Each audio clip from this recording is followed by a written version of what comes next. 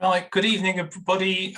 Just waiting for everybody to join. There's about 48 on the system at the moment, and it's still counting up. So we'll just wait for a few minutes while everybody gets a chance to join us.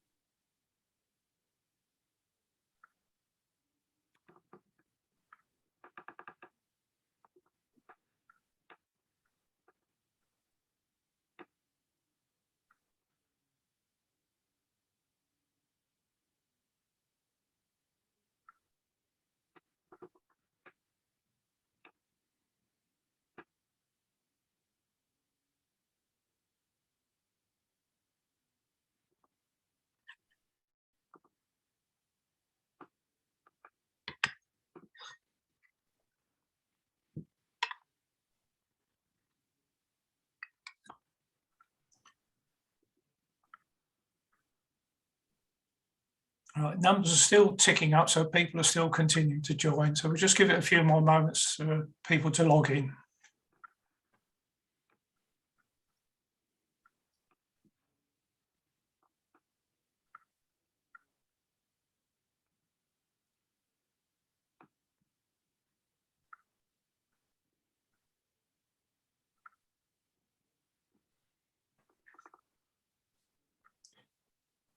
Okay, so I'll make it just a little bit on the 6:30, so we'll make a start now. Welcome to the IET Essex lecture given by Dr. Haitham Cruickshank from Surrey University. Just a brief thing, if you want to ask questions, can you press the Q&A button in the bottom ribbon and type in your question, and they'll be answered if possible at the end of the lecture. We may well have to paraphrase or summarize or combine questions if they're very similar to save time and repeating answers. Okay, so Dr. Cruickshank is an expert on 5G architecture with particular, as you can see from there, security aspects of that. He's published many articles, I think it was 30 odd in peer-referenced journals and a number of book chapters. So without further ado, I'll hand you over to Dr. Cruickshank for the talk. Thank you, everybody. Oh, hello. Good evening, everybody. And by the way, can you all hear me all right, Rob? Yep. Okay, good. Okay, so good evening, and thank you very much for attending. I realize this is sort of late in the evening, and many of you sort of made a good sacrifice to to join this lecture. So I hope it will be worthwhile. So I'll try my best to keep it informative and light as well, sort of. And hopefully it will be very useful. So this lecture is going to be sort of like in two halves. One is looking at the 5G security architecture, and the other thing is looking at sort of the new type of services we expect from 5G, like Internet of Vehicles, streaming with multicasting and broadcasting. These are very challenging applications. So we'll see how we'll look at these from the security point of view. So let me start the lecture with something funny. What is the best thing invented since sliced bread? Of course, it's 5G. So of course I'll say that, wouldn't I? Because I'm from the 5G IC Center in the University of Surrey. So I'm going to revisit this statement and qualify it with some conditions at the end. Okay, so let's start. Sorry. Okay, so first of all, let's have a look at today's security systems, and you can see in the diagram here that you can apply security at the application layer. You can apply it at the transport layer. This is the protocol stack, as some of you know that, or you can apply it at the network layer, and of course you can apply it at the link and the physical layer. So so let me give you an example. Sort of imagine, I hope you can see me. Sort of you are sort of sitting on a couch in your sitting room. Maybe when this lecture finishes, you go and sit there, and then you get bored with television, and you say, "What can I do? What can I do?" Oh, I'm going to check my bank balance with the so I'll log into my banking application and check my balance. So for academics like me, with a sort of always short of money, sort of hoping for a miracle that there be some extra money in my current account. So so when you actually try to log into your bank account through your mobile phone, what kind of security features you would expect that will happen? Is it the application layer? Is it transport layer? Is it the network layer? Or is it the link layer? So the answer, of course, probably some of you know that, it's all of them. All of them. So, okay, so if you take, for example, say when you log into your internet, banking application, first of all, you need to put in a username and password. So that is actually, that is application layer function. And for that to happen, we will need to use transport layer security. Then when you see HTTPS, that means you are using TLS. And also within the network operator, IPsec will be used, and also physical layer. So let's have a look at this. So imagine that the application layer is username and password, but what about the rest? So the transport layer security, TLS, so we need to look at small details in each of these just to give to appreciate what's happening. So so the transport layer security has actually 4 protocols. One of them is the record protocol, which is actually all the data carried on, including the application, like your username and password. So and there's the handshake protocol, which actually allows the client and the server, or you and the bank, to agree on a key, and that will be the pre-master key, and then from that the master key and the other keys will be derived. Then there's a change cipher spec protocol, which actually means we can start actually sending user data. And then there's the alarm protocol, which is basically sending messages about errors or alarms. And in this slide here, we can actually see the format for the record protocol. That's actually the user data. So when you ask your bank how much money I have in my current account, this is the payload coming in. It could be sort of fragmented, compressed, and then we add the message authentication code. By the way, in security, most security people are funny people. They have they live in their own world. So MAC in general in communication is media access control, but in security means message authentication code. So message authentication code is added to the message, and then it will be encrypted, and then it will be the TLS or SSL and then that's its header, and then that will be passed to the transport layer. You can see that we have two keys. One key is for example, as a client, I'll have a key for message authentication code. I'll have another key for ciphering the data. The bank will have two other keys as well, but we all have access to all of them. So this is how TLS works, and this is how we secure, shall we say, HTTP type connectivity in general. And you're using it through your mobile phone is no difference.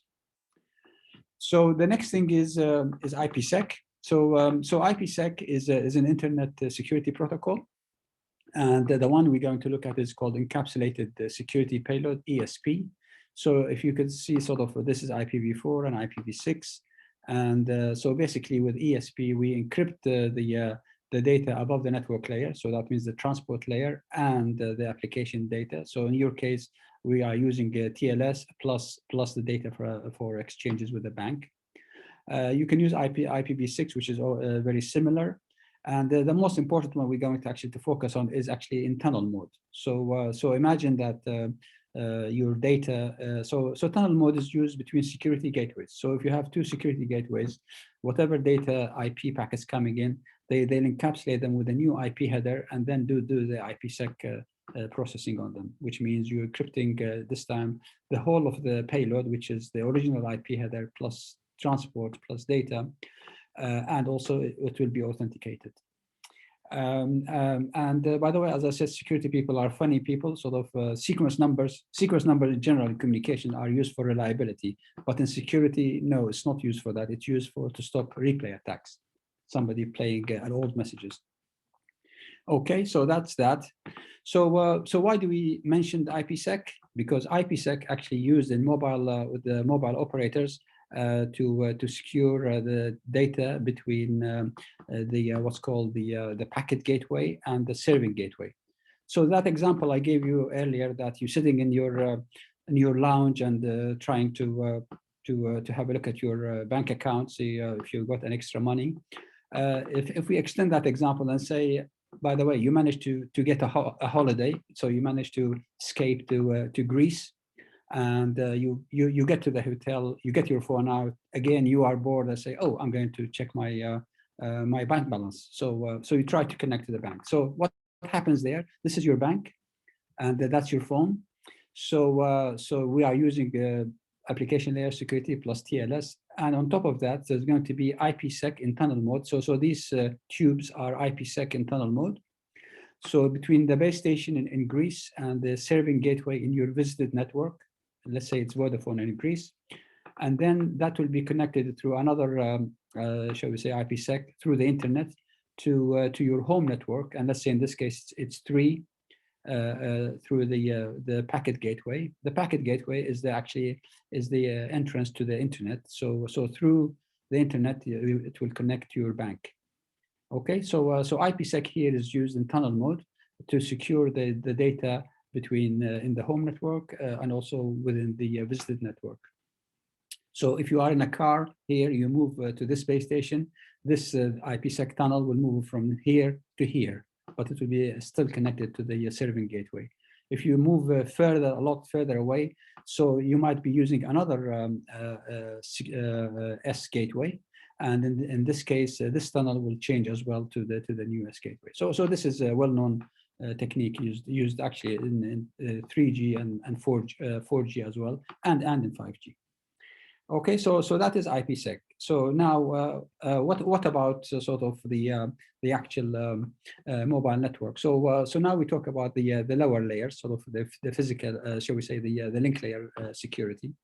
So this is your.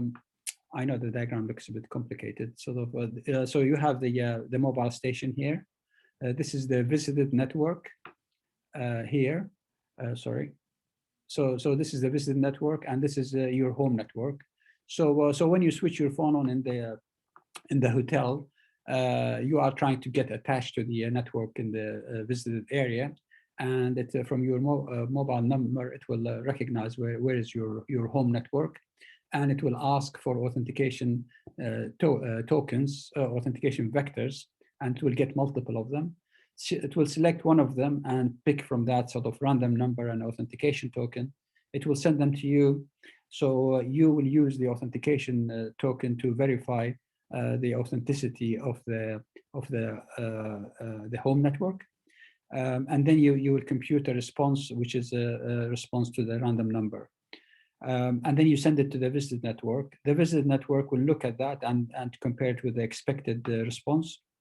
And if it's all okay, you will be attached to the network, and then the visited network will find the cipher key and the integrity keys in this authentication vector, and you will calculate it by using the SIM card in your on your phone. Okay, so this is what happens. Shall we say? So we can go quickly through the authentication process. You can see here that this is the mobile phone with the SIM card, which has the secret key there, and this is the base station you are connecting to. This is the visited network, and the MME is the mobility management. One thing annoying about the 3GPP, they keep changing the abbreviation. So MME becomes AMF and so on, but it's similar functionality. So just keep changing the names. And the home subscriber service server this is where your credentials are stored with your mobile operator. Okay, so the mobile, the phone need to sort of we will use the SIM card key. This is the SIM card key to generate another key to be used later. So basically, the user will say you want it to be attached to the network, to the visitor network. Then the visitor network will send authentication request with the IMSI, International Mobile Subscriber Identifier. I'll talk a bit more IMSI in a minute. This is the visitor network information, and so authentication request will be sent to the to the home network. Then the home network will respond by sending sort of the authentication token, expected response, and the keys. So the authentication token is going to be used by the mobile device to authenticate the network, and then it will calculate the response will be compared with this, and then the keys will be used. The mobile will calculate the keys, but the keys are already sent to the MME. Okay, so that's that. Okay, so and then of course the mobile user will generate the response using the mobile from the mobile, and if that's okay, then that means the keys are there. Now we are ready. Now you are ready to actually to use the phone. So basically, when the keys are derived, that means you can actually use the phone securely. Okay, so okay, so there we are. So okay, so this is a little bit more what happens in the, shall we say, on the mobile device. So in the so the mobile phone, when you are in the hotel lounge, when you switch your phone on, the visitor network asks for the random number and authentication token from your home network. Then it will send you these two, and you will use so you will use the random number and sort of and the key sort of in the SIM card to decrypt what's called the anonymity key, and from the anonymity key that will be used to decrypt the sequence number. So every time you connect to a mobile operator, the sequence numbers increase. So because that is actually to protect your privacy with that network. So the sequence number is used then to would be part of the message authentication code. So there are four elements there. So you receive the message authentication code from the home network, and the mobile device will calculate its own message authentication code and compare the two here. And this is a comparison of the sequence numbers as well. So then it will generate that, and then eventually it's going to generate cipher key and integrity key.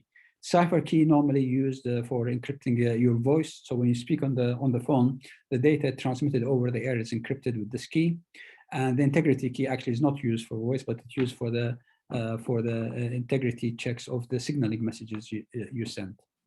Okay, so it is sort of again, this is sort of something from sort of 3 and 4G area. So what's the difference with 5G? So so the devil is in the details, but I'm just going to keep it slightly high level. So basically, these are the two keys which we sort of talked about, sort of the cipher key and the integrity key, which has been sort of agreed on during that AKA sequences. So what happens in 5G is actually we have a cascade of a hierarchy of keys. So from this, we're going to generate what's called the key for the AUSF. The AUSF is the authentication server function, which is part of the home network. You can generate it either with the AKA 5G AKA the normal way, or with the EAP AKA, which is a slightly different flavor, but basically following internet standards.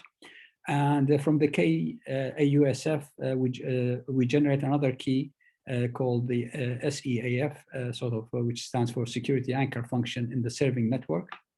And from that, it will generate the AMF key, and that key will be used for everything in that network. So I mean by everything, first of all, the non-access signaling messages, which is not related to the radio, but related to the mobility management, like paging and so on.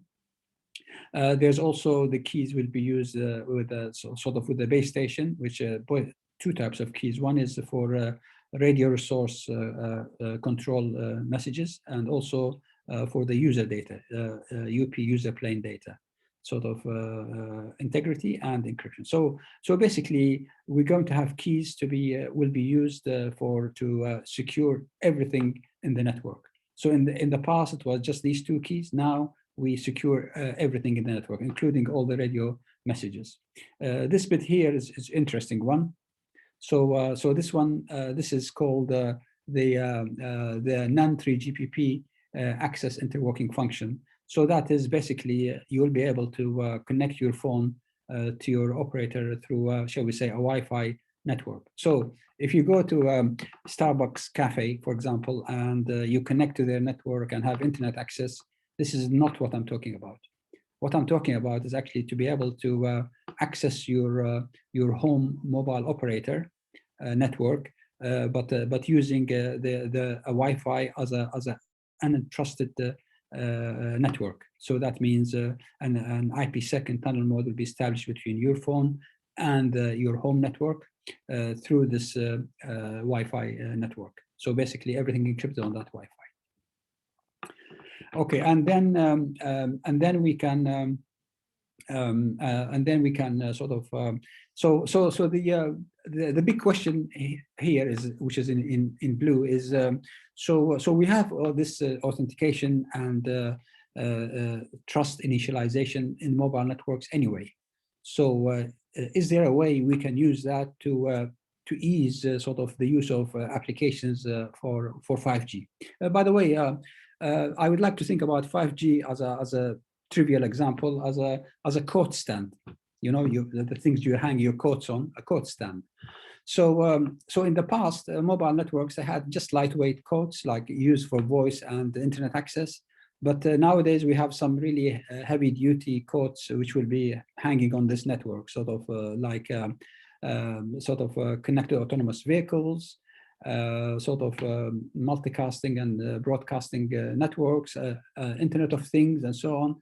So the idea here is can we simplify sort of the security process for these applications by using the already established security mechanisms in 5G. Okay, so what about some other differences with the mobile networks? Sorry, with the previous generations. So first of all, in 2, 3, and 4G, we use what's called sort of temporary mobile subscriber identifier, or TMSI. So basically, the idea of and the real identity of in the device is called IMSI, International Mobile Subscriber identity. So basically, in my phone, the IMSI will be easily linked to me. Okay. So as a university lecturer, I think I'm in the category of nobodies. So so somebody trying to use my IMSI to track my movements and so on. I'm not an important person. But however, imagine if it's if we're talking about the Prime Minister, Boris Johnson's IMSI.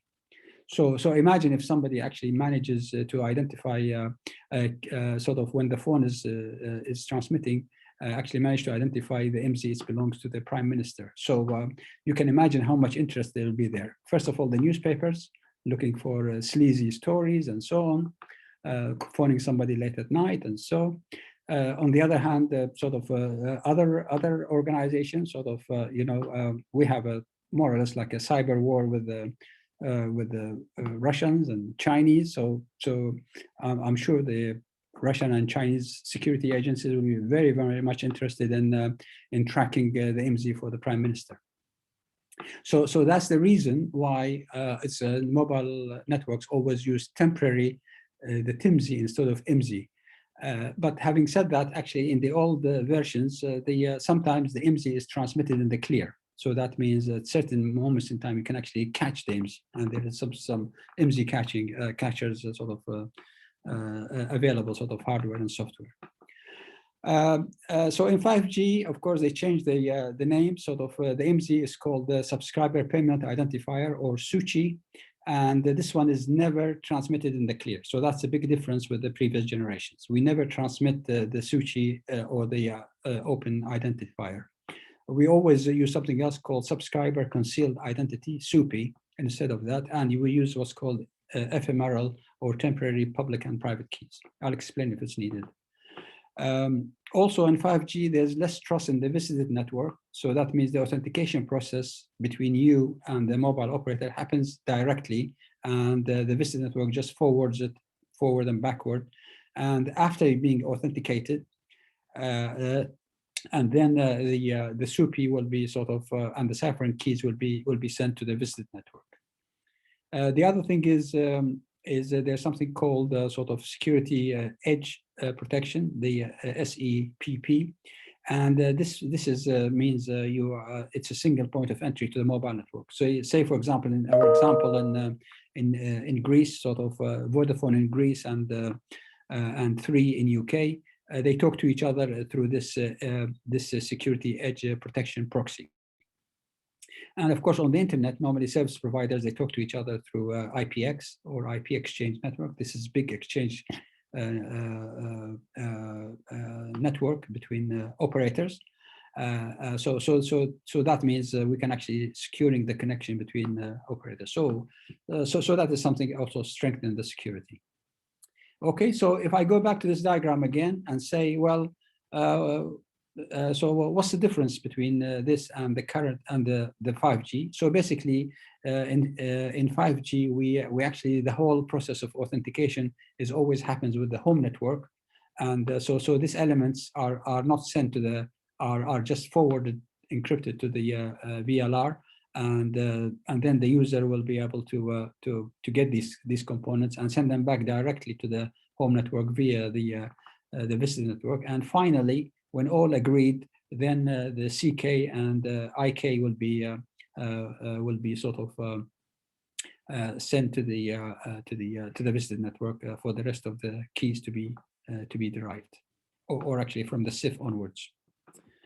Okay, so basically the 5G security is much more substantial than the previous generations.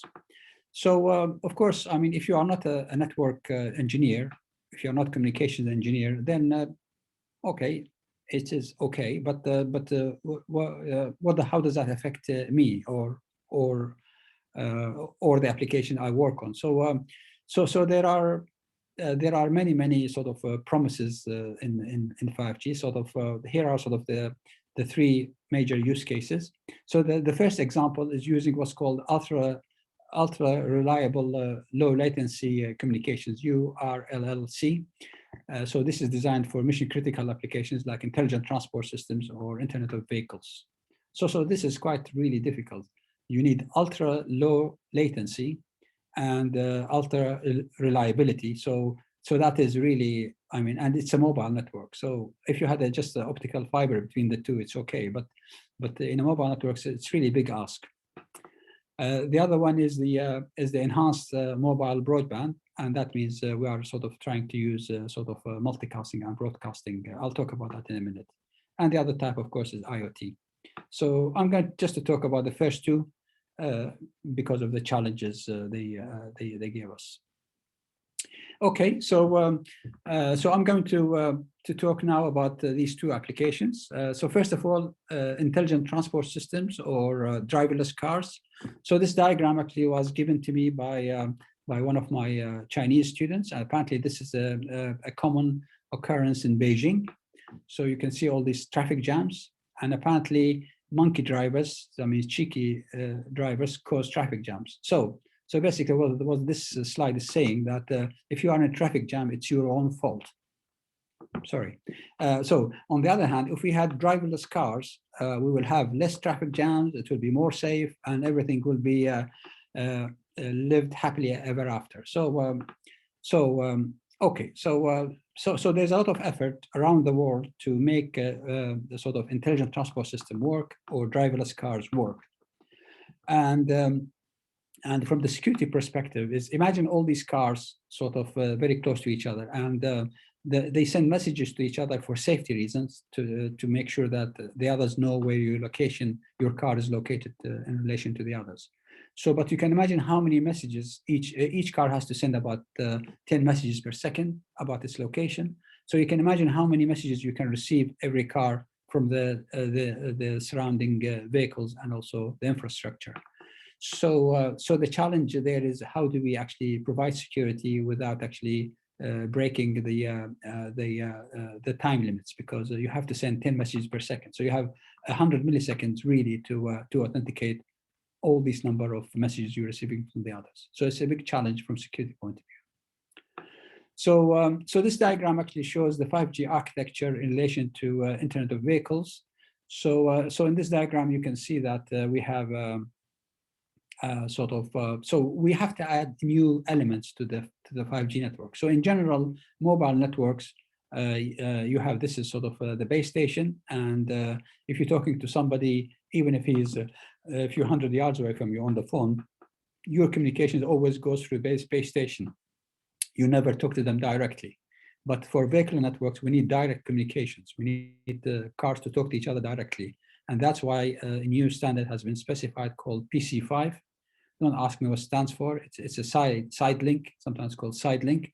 And it allows vehicles to talk to each other directly or to talk to the infrastructure directly. So, and they can either within the coverage of base stations, or they could be out of coverage, as is shown here. So, and also one of the sort of possible applications is the truck platooning. And there was, I think about 2 years ago, there was some experiments trying to try this platooning. That means several trucks, they get drive together, sort of very close to each other, and the front one will lead the driving, and you can have like 5 or 6 trucks very close to each other. I told my wife this sort of in an exciting way. I said, look, it's going to start sort of this driverless cars and so on. And I told her about the platooning. And she said to me, can you tell me when they start the trials in UK? And I said, why? She said, I wanted to make sure that I'm not on that one motorway when it happens. So I think for the public to accept sort of driverless cars and so on, is actually, it will require a lot of convincing, and it will just need 1 or 2 accidents which will to shake up our confidence in them. So anyway, but this is one of the major applications for 5G. And this example here is actually sort of showing sort of the various elements in this intelligent transport system. Sort of here is the vehicle, and the vehicle has to transmit 10 messages per second to other vehicles just to make sure that there'll be no collision between them. And the roadside unit will forward the messages to other places, but also it might tell the vehicles about the situation in a town. Say, for example, I'm from Guildford, So the roadside unit might actually send information to my car and other cars to say the A3 is closed, so maybe you have to find another way to go around. And this is the security sort of the certification authorities here, which is split into two. Okay, so a kind of security threats here. I mean, you can have rogue certification authority, which can misuse the user private data or compromise their certificates. We can there could be sort of a rogue vehicle, so actually looking for to identify vehicles and so on, and they could have sort of rogue sort of roadside units, which try to also sort of gather information. So basically, with intelligent transport systems, if you put some roadside units in strategic places, shall we say in Guildford Town Centre, it can actually get all the messages transmitted by other cars, and it can profile all the vehicles going through Guildford day and night. So that is a big privacy breach. So we need really to have a security and privacy protection. So what's happening nowadays? I mean, this is an example sort of we are working on.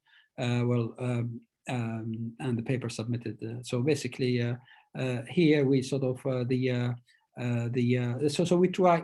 we try to do. We try to the heavy burden of authentication with many cars. We try to make it lightweight by using what's called bloom filters. So basically, the roadside unit will transmit a bloom filter with some frequency to the vehicles, and once the vehicles receive it, that means they don't need to authenticate the other vehicles if they haven't met them before. And the big question is, how often do you transmit the bloom filter? And whenever a new vehicle comes in, sends its information, and a new bloom filter will be transmitted.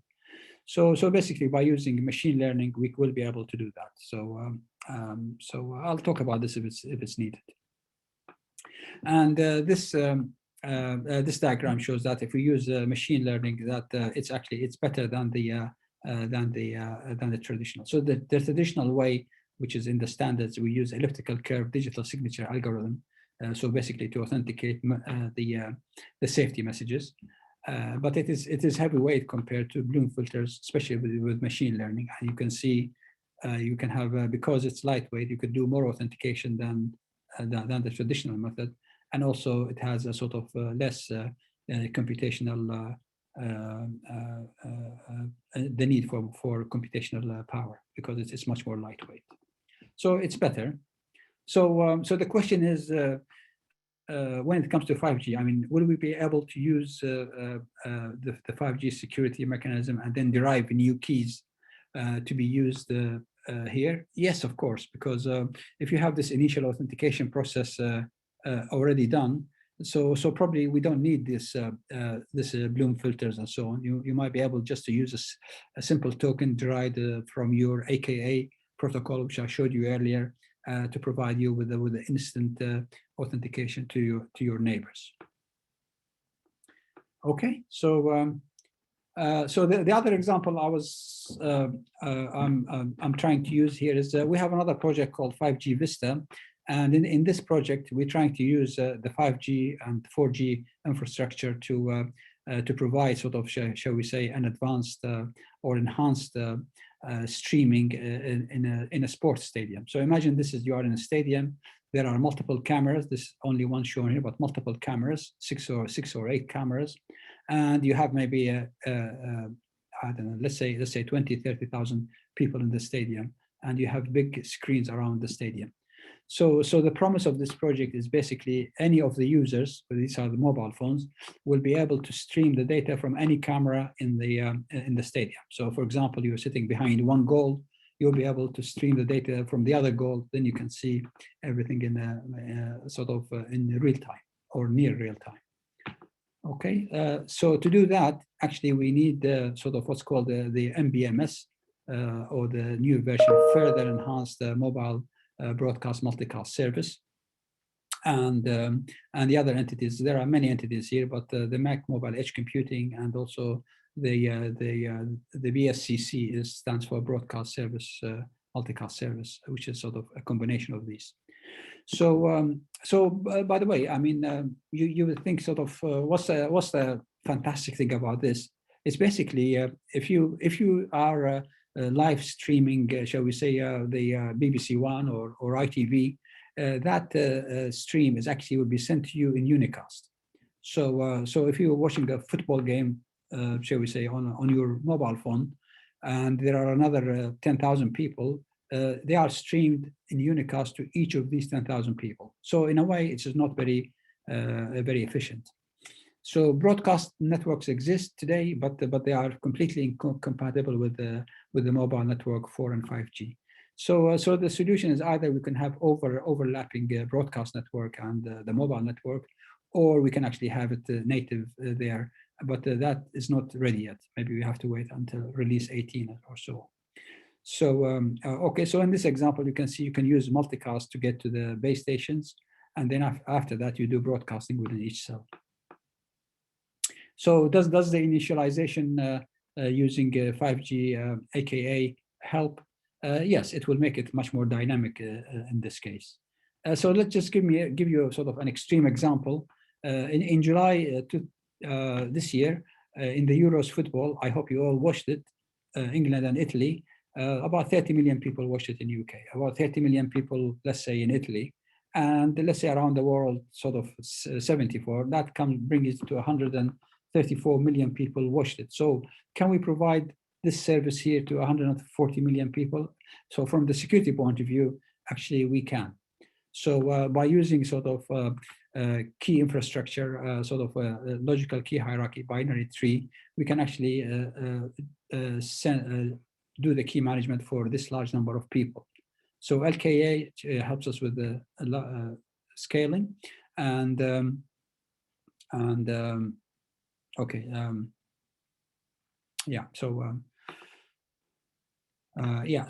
so basically, what we're saying here is sort of in our example, we try to have a sort of one-to-one security with the DTLS here between the content provider and the BMSC, and also end-to-end between all the entities together.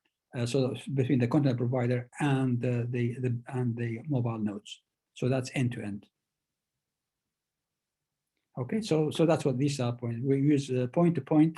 We're using DTLS, which is a version of TLS, but used for multicasting using UDP instead of TCP. And this diagram here shows the scalability. So if you have 130 million, it boils down to 53 messages to exclude one member. So you can actually send all these messages concatenated together in one broadcast. So it is scalability-wise, it's okay. The only thing is we have to see how mobile networks can cope with that. Okay, so in conclusions, I would say that security today is applied in all the layers of the protocol stack, as I showed you. 5G security is more sophisticated than 4G. But slightly, of course, it's more complex. 5G with its AKA authentication is good as an initial step for building an anchor of trust for maybe all the applications over 5G. But I particularly mentioned the Internet of Vehicles and live streaming. But the standards are not ready yet, so we have to wait until release 18. So that's why people always try to do something. So we are using DTLS because the standard is not there yet. So you might be sort of growing gray hair and getting old while waiting for the standards to happen. So final thoughts. Okay, so 5G security is more sophisticated, but with sophistications comes complexity. You know, there is a simple principle called the KISS principle. Keep it simple, stupid.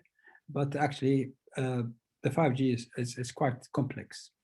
So security attacks are also more sophisticated and powerful, especially if it's supported by powerful countries. So, I mean, it's an open secret that maybe China and Russia sort of, they'll do anything to, in the cyber world to steal our secrets and so on. So finding any weaknesses in our 5G security will be a prime target for them. What about 6G? Sort of, I'm from a university, and we always dream about new things, while the mobile operators are struggling to finish off 4G and start with 5G. We are dreaming about 6G. So if you wanted to know some aspects of 6G, it is expected that machine learning and artificial intelligence will be used heavily to automate security responses to attacks. Okay, so because the network are so complex, supporting millions of IoT devices, supporting intelligent transport systems, broadcast systems, and so on. So we might need AI to mitigate security responses. Is this good or bad? I think I'll leave that to you to decide. Quantum safe cryptography will be used. So that's basically to stop the effect of quantum computers breaking security systems easily. So public key systems like AES and elliptical curve will be broken easily with the quantum computer. So we need to use new algorithms. Another aspect of this is quantum key distribution. That's basically we're using lasers to distribute keys, and they are almost virtually not broken, cannot break. Physical layer security is upcoming, and it will play a great role helping the upper layer security. For example, a physical layer can actually identify the transmitters, the senders, their locations, then the upper layer security could be simplified enormously. I'll talk about this if somebody wants to have a question about it. Okay, my final words. Well, take a deep breath and pray that our mobile operators got it right with the 5G security architecture, and the attackers got it wrong. So we will never know yet because everything is so complicated, and sort of security system is complicated. So we don't know until something happens. So and the last thing is, as I said, is the 5G the best thing since invented since sliced bread? The answer is maybe, until we make sure that the security part of it is resolved completely. And thank you very much. Thanks very much, Haitham. Welcome. That was entertaining approach to a subject which some people might say is rather dry. Yes, Many thanks. Now, we haven't got many questions, but I'll add one on if no others come up. And also a couple of questions all around, can people see the slides and recording? Yeah. As far as I know, the IET will issue this after the lecture to people who were attended. I think these questions are coming up because parts of this lecture were really important, sort of tutorial content around difficult subjects, so they're much appreciated. Now, a question from Salim. What is AKA or EAP AKA? Yeah, so so without worrying too much about the abbreviation, sort of basically the key agreement in 5G called AKA, which is a authentication and key agreement. So that is all the authentication protocols in 5G in mobile networks called AKA, and the EAP AKA it's a extensible authentication protocol, and that has its roots in Wi-Fi system and related more to the internet.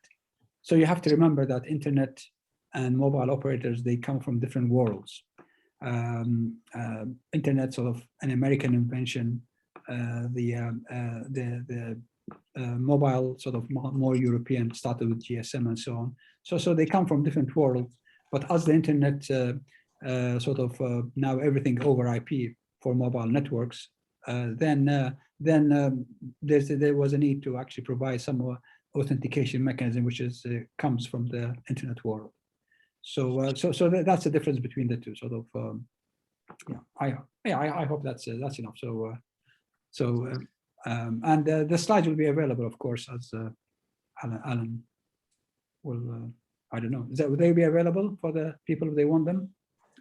Yes, if people, as far as I know, the video will get automatically distributed, or at least a link will, for slides. If you request direct to the IET then will forward. Next question is from Chow. This may be slightly difficult to answer. The question is, are the abbreviations SUPI and SUCI swapped? I think this must refer to a particular slide. Sorry about that. Yes, that's right. Yes. So C is for concealed and P for permanent. Sorry. Yeah, you are right. Yes, you are right. Yes. Okay, that was a lot easier than I thought it would be. That's right. Yes. Yeah. So but the principle is stands sort of. We don't want to transmit the permanent identity over the air. So the SUPI is the one which we don't want to transmit. The SUCI, the concealed one, that's the one we send. So that means if somebody watching the can actually receive the transmissions, they will not know shall we say, the permanent identity of the sender, the Prime Minister, as I gave it the example. Thanks. Yeah. Next question, Salim. Actually, this isn't really a question, it's a statement, but I thought it'd be worth reading out. At Thor Nehemiah CRL back in 1966, we were doing truck platooning for the EU's chauffeur project. Yes. They did the Thor Nehemiah CRL part did the microwave, electronic wireless, electronic tow bar.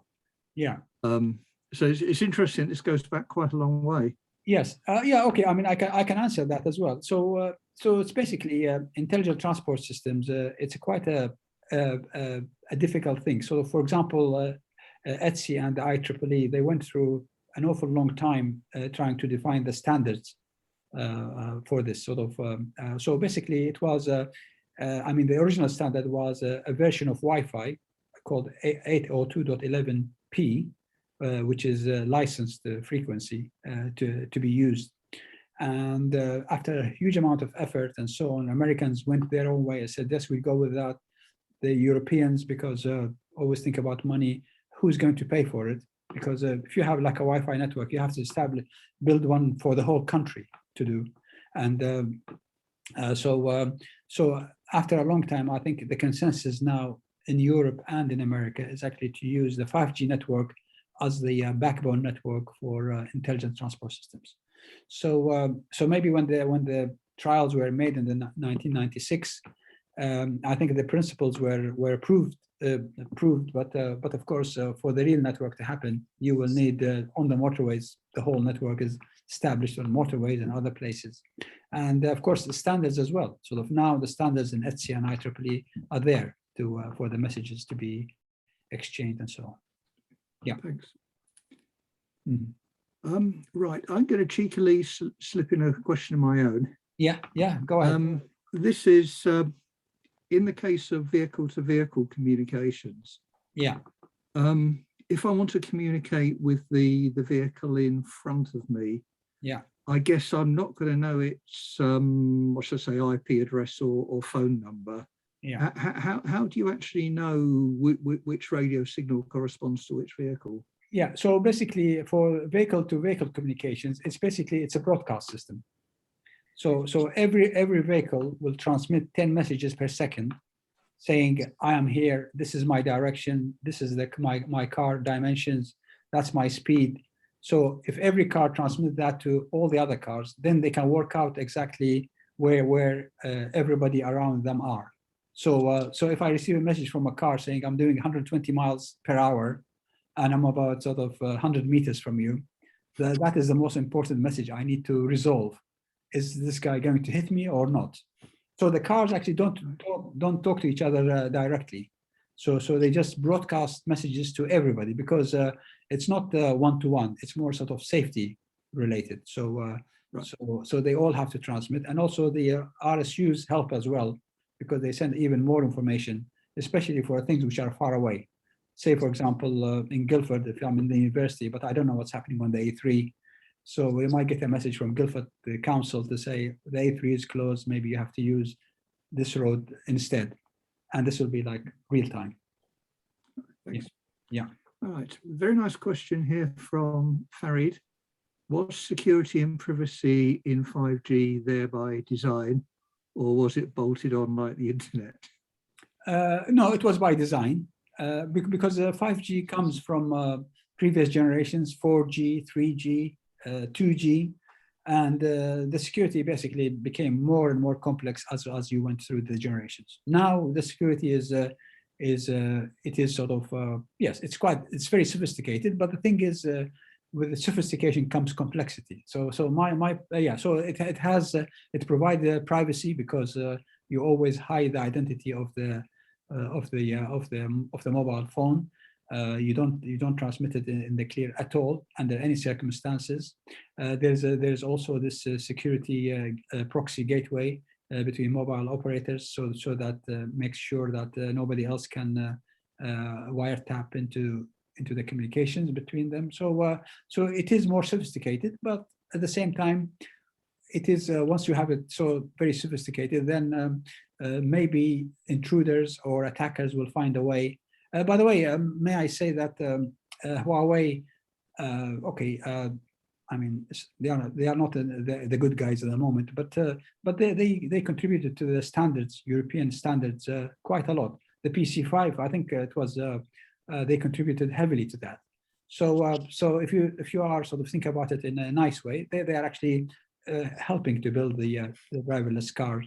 But if you think about it in a cynically, from security point of view, maybe they managed to put some trapdoors and making the system not secure. So that's why it's quite really difficult to say hand on heart that our 5G network is going to be 100% safe, because we are putting on this coat stand everything, sort of remote surgeries, driverless cars. But by the way, I forgot to mention that the head of our center, he has a vision for 2050 is the boundaries between physical and cyber worlds will disappear.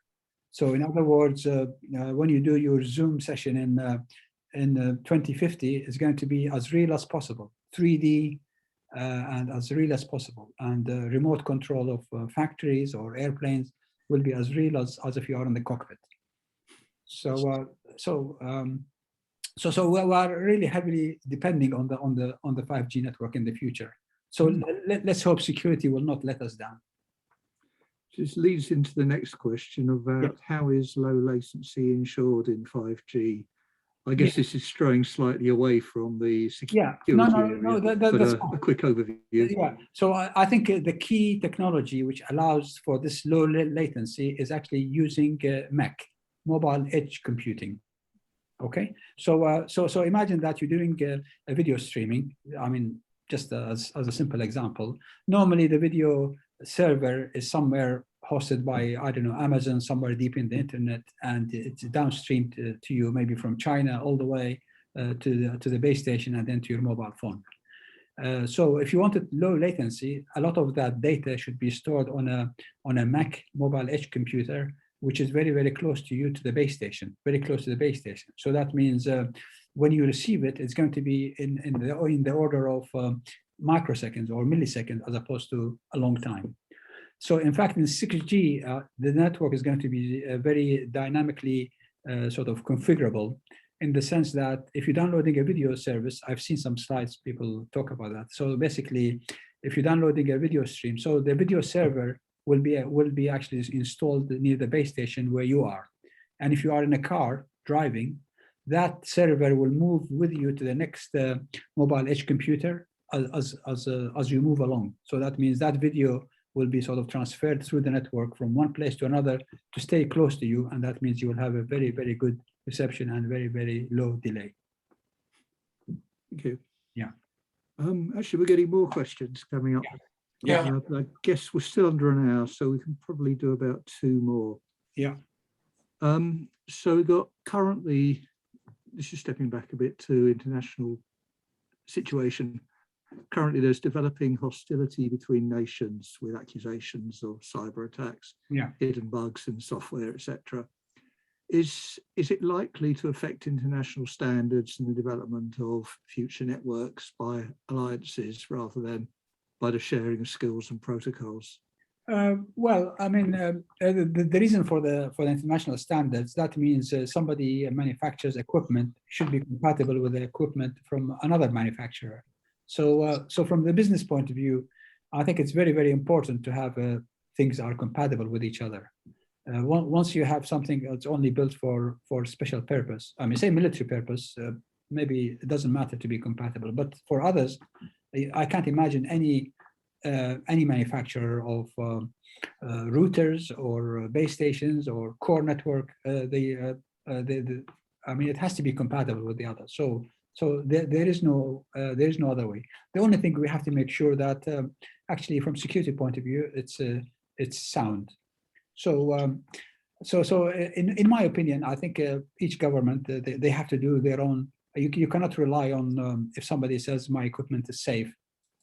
The Chinese government never interfered with my devices and so on. You cannot rely on them on their words. I think our government, they have to do their own testing on the equipment to be satisfied that there are no trapdoors, there are no hidden things. So in that case, I mean, I don't see any problem getting things from Huawei as long as our government make sure that it is good. We don't rely on their words that it's okay. Thank you. Yeah. So, right, final question. This one's anonymous. What's the potential of indoor positioning using 5G? And the question is especially thinking about the case of somebody on an underground train, and also what would the privacy and security perspectives be? Yes, I think in our center, there's a lot of work, a lot of excitement about something called intelligent surfaces. So the intelligent surfaces is basically, say you are in a room, and there's a video stream sort of directed to you with some antennas. When you move around the room, that the beam will change direction and follow you, because we have this antenna intelligent surfaces that will actually change, do the beamforming variable as it moves with you. So that means, of course, that is the indoor part of the communication. So you have a good transmission outside, but once it comes inside, maybe you always have to be near the window, and you cannot move freely. So there's a lot of research there actually to make that indoor happen sort of efficiently. So and I don't think there'll be any security implications there. I think if we're following the 5G security, then the link layer is secure anyway. You might have security in the upper layers anyway, so like TLS and so on. So I don't see a security problem there, but there's a lot of research, good research, trying to make it work. Okay, thanks very much, Haitham. So the hour's up. I'll hand over to Chair Rob to wrap up for tonight. Yep. Okay. Thank you, everybody. A very interesting lecture. Thank you very much. Some good thought-provoking and interesting about the tracking. I don't know if you saw the real CSI program last night about a murder investigation in Birmingham, but this was a real one, not a drama. Yeah. And they were there tracking the mobile phone of a suspect. Yeah. Will that not be able to be done with 5G? Well, the legal interception, the LI, is actually is an important part of the standards as well. So so basically, the mobile operators are obliged to give the government if they wanted some information about the sort of suspects and so on. So basically, if you think about your phone, there's a secret key in the phone, the SIM card. But the same key is actually with your operator as well. Right. The same key. So that means if the government says to Vodafone, please give me sort of, I want to track Haitham Cruickshank, by law, they're obliged to do that.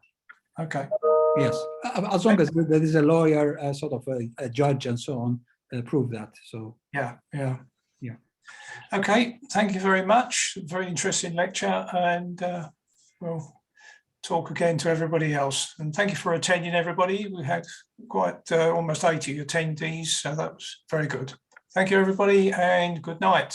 Thank you very much. Bye. Bye. Bye.